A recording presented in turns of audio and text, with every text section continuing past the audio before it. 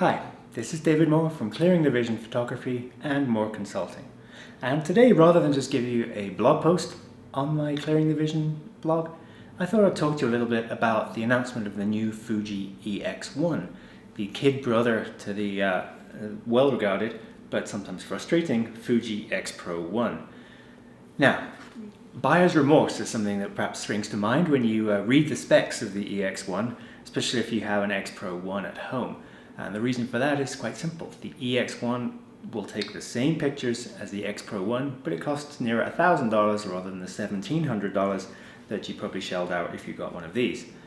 So, are people right to be upset? Well, I think yes and no to some degree, but mainly yes, really.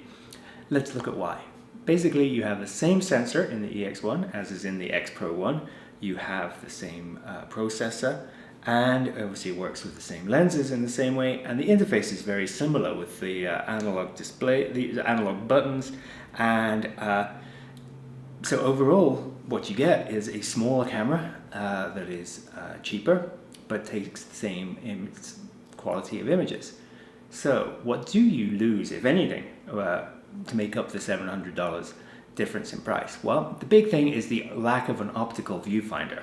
The optical viewfinder here in the X-Pro1 is one of its great features, as far as some people are concerned, the way you can look through a real viewfinder and have information, framing information and focus information superimposed as kind of heads-up display. And the other thing that you lose if you get the EX1 is the quality of the LCD display is less, but what do you gain, if anything, for a more recent camera, even albeit only by a few months?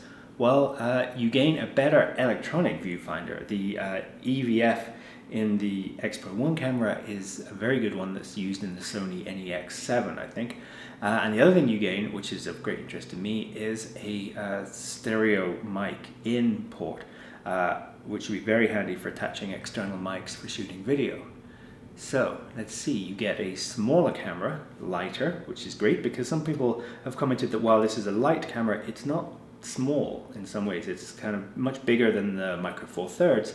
It's basically Leica size. And while the Micro Four Thirds and the Sony NEXs aren't really pocketable as soon as you put a lens on, a smaller body would still be a real appeal to some people. So you gain a smaller body, you get a better electronic viewfinder, and you get the mic in, which is useful.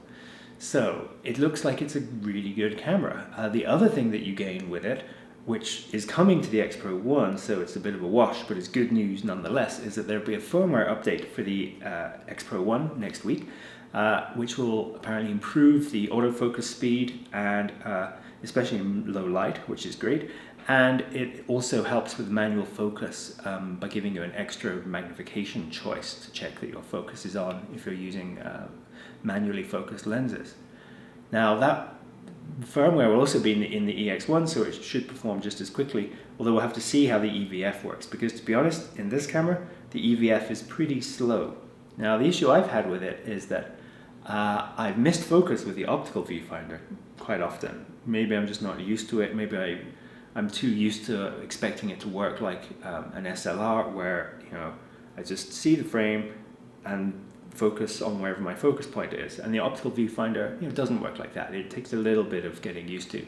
So I've been mainly shooting with the EVF on this camera, and even though, as I said, it's quite slow for moving subjects. So a faster EVF would be a great appeal to me in the new camera.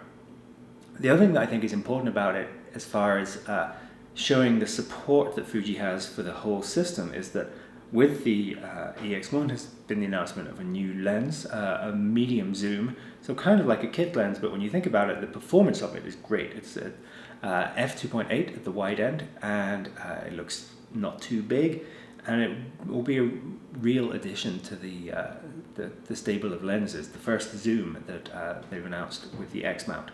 And we know that there are other lenses coming, including a couple that appeal to me. One that will be the 35mm f1.4 equivalent, so 35mm sort of equivalent, so it's about 22mm actual, taking into account the crop factor of this APS-C sensor.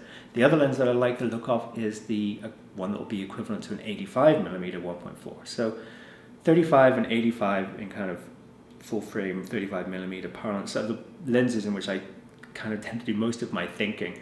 I frame images that way, and that's the way I like to think about it. So while I like the slightly wider 18mm f2 that I've been using on the X-Pro1, I think that might be off down the road when the 35mm equivalent comes out.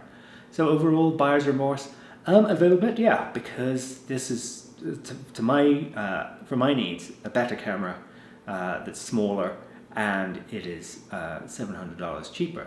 Now, if you really love the optical viewfinder, then obviously it's not going to do much for you.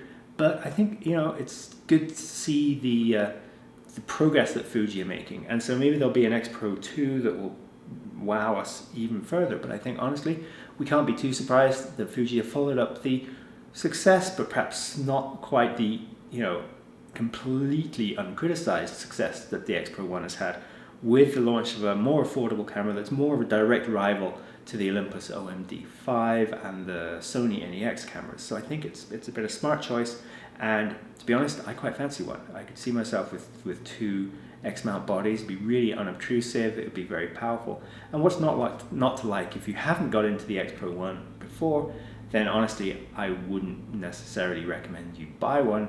I think wait for the EX1. It's going to be coming out soon. You can pre-order it already, I think, from some of the US websites, if not elsewhere in the world.